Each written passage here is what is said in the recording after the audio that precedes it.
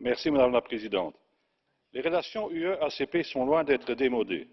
Bien au contraire, le partenariat UE-ACP a toujours pu évoluer dans des contextes changeants, comme le confirment d'ailleurs nombre d'évaluations. Des progrès importants ont pu être réalisés dans le domaine de la santé, de la promotion de la coopération régionale en Afrique, sans parler des infrastructures. Là où le bilan est un peu plus mitigé, c'est au plan de la coopération politique. En effet, cette dimension reste encore largement inutilisée.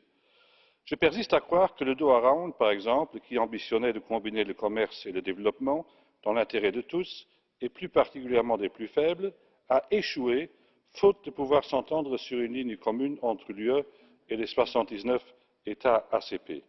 De mon point de vue, les deux parties auraient intérêt à s'entendre sur un pacte stratégique qui pourrait peser de tout son poids à l'Assemblée des Nations unies et dans le cadre des grandes conférences multilatérales.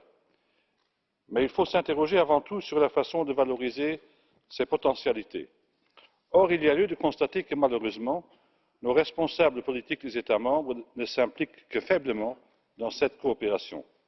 Quand on ne cesse de proclamer à longueur de journée que le réveil de l'Afrique est imminent, on serait en droit d'attendre une action politique plus offensive, plus robuste, plus déterminée et plus efficace.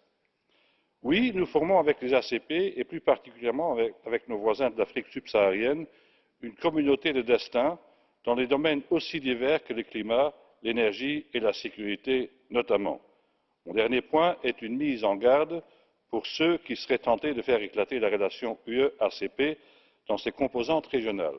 Et je ne voudrais pas terminer sans avoir remercié Norbert Neuser d'avoir introduit le débat avec un rapport qui n'est pas la fin d'un processus, mais ce n'est que le début.